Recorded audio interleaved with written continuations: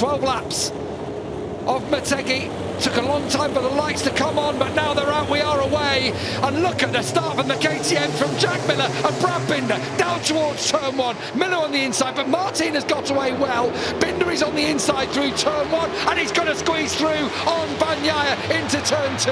So Martin leads from the 2 KTMs, Miller and Binder. Bagnaia looking to come straight back at 3.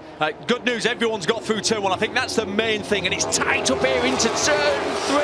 Yes, and everyone's got through there as well. A few people creating the different lines through there, and Joan Mir was sat up on the outside of the corner. Oh, Paul Espargaro also has a moment coming out of turn 4, and that sat up a few people behind him. It's still Martin from Miller in second, with Binder in third place. Zarco trying to get through on Di Gianantonio for 6th, I think.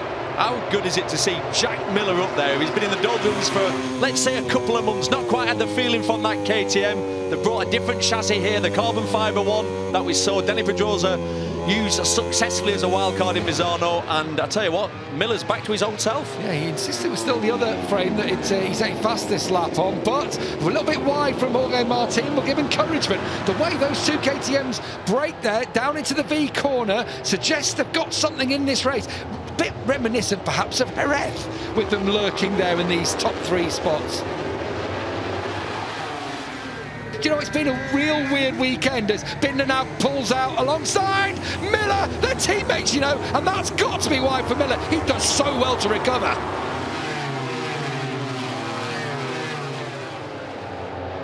Marc Marquez pulled out from behind Pecco Bagnaia. Marc Marquez is holding off Zarco and Bezzecchi, but again, bringing it when it's come down to the race. Yeah, as you'd expect. The problem was, if you were on that bike with Marc Marquez, here comes Marco Bezzecchi from miles back. Surely going to run it wide on that occasion. No, he gets it finished just absolutely perfectly. That came from a different county. It's going to be another one down into turn 11, but I will say from Marquez, it is one of his strongest parts of the track, and he's going to try and fight. Look how wide Bezzecchi's gone there, and that's because Mark's almost forced him by breaking alongside him into letting go and breaking even deeper. That's exactly what's right. That's just what's happened. Because what happens then when someone's like leaning on you from the outside, you're like, oh, no. So you have to release a brake a fraction. We're talking small amounts, but that's obviously decreases your stopping ability, and off the edge of the track you go. I think Bagnaia will be confident a bit. He got the run that occasion, didn't he? Yeah, the KTM wheeled. That's the problem. Jack got it wheeling. Oh, look at this from Miller!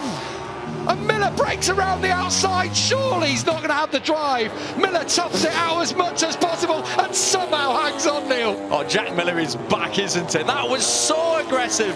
Bagnaia had done everything right, levelled him on the brakes, and Jack went, not today, mate. Surely now, down towards turn 3. Will Jack be able to tough it out again? Of course he does. He's not going to run wide, is he, on this occasion? Bagnaia will try and turn underneath him, and no, still Miller hangs on. The camera angle lying to us. Yeah, this is the one we want to see from over on board with the helicopter. You know Miller's got a grin on his face as well. He loves nothing more. He loves racing. He's as old school as they come. A proper scrapper. Wow. That's 3 races in a row. So that's a crash and 2 DNFs, as in 2 breakdowns. Oh, what's a lunge? It would be again. He was so out of shape going up towards the S. That's where we saw Bezzecchi have a think about it previously on Marc Marquez. Miller is trying all the tricks of the trade to stay ahead here of Pecco Bagnaia. Oh, and somehow he's doing so. Oh, he had a look again.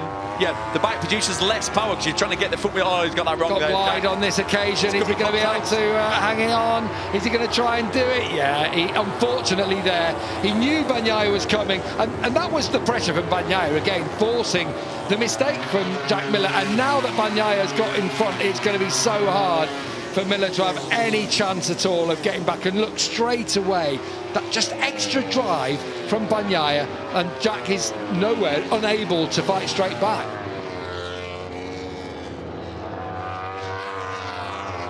Bezzecchi goes again, this time on Marc Marquez into the S's, and he makes it stick this time.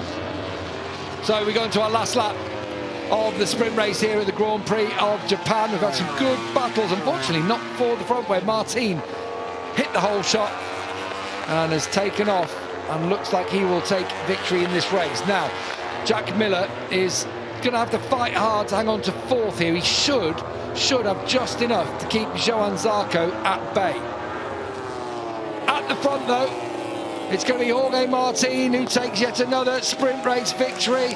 That is his 5th sprint race of the season. He's won more sprints than anybody else in the championship, and it closes the gap to Bagnaia in the series. Bagnaia is 3rd behind Binder. Miller holds up Zarco for 4th. Marco Bezzecchi, obviously that crash from qualifying earlier today has cost him. He's in 6th. Marquez into 7th. Di Gianantonio, a word for Fabio Di Gianantonio, in 8th place, with Vinales rounding out the points.